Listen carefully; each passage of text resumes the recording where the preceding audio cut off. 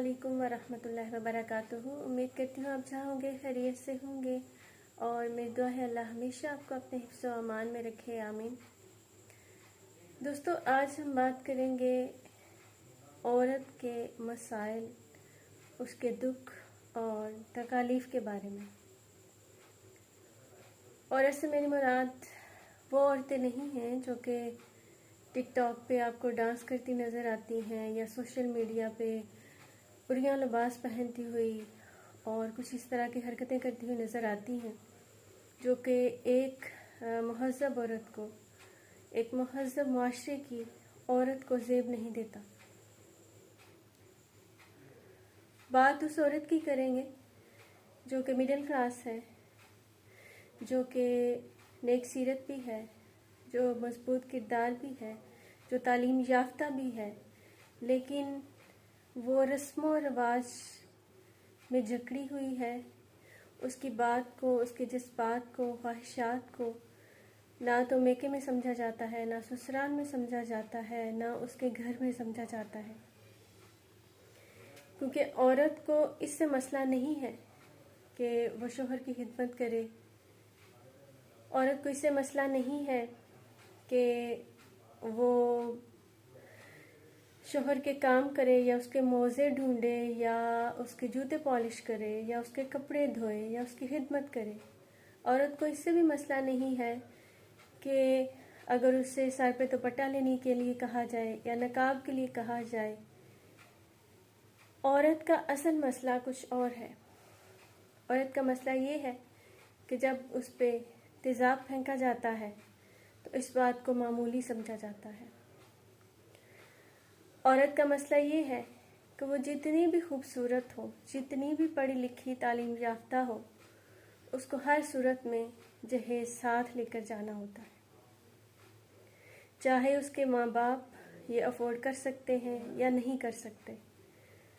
औरत का मसला ये भी है कि अगर किसी मर्द की नज़र उस पर पड़ गई है, कोई मर्द जो है उस पर मर मिटा है, तो कसूरवार भी औरत ही समझी जाती है कि औरत ने ही उसे वर्गलाया होगा।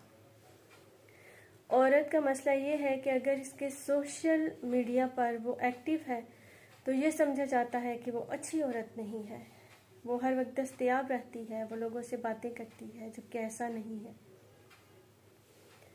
और औरत का एक सबसे बड़ा दुख ये है कि वो अपनी पसंद से शादी नहीं कर सकती।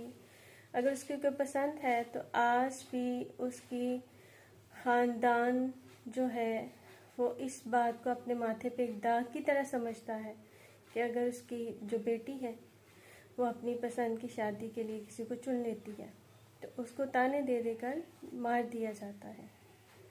औरत का दुख ये भी है कि अगर रोटी गोल ना बने तो उसे अपना बिस्तर गोल करना पड़ता है।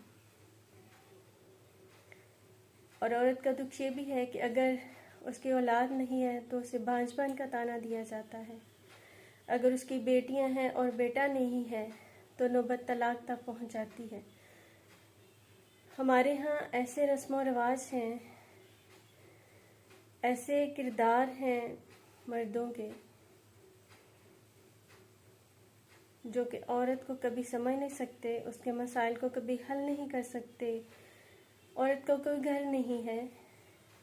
जब वो अपने मेके में होती है तो वो घर उसके बाप और भाई का होता है, और जब वो ससुराल में जाती है तो वो घर सास और ससुर का होता है, और जब उसके बेटों की शादियां हो जाती हैं तो वो घर उसकी बहू का होता है।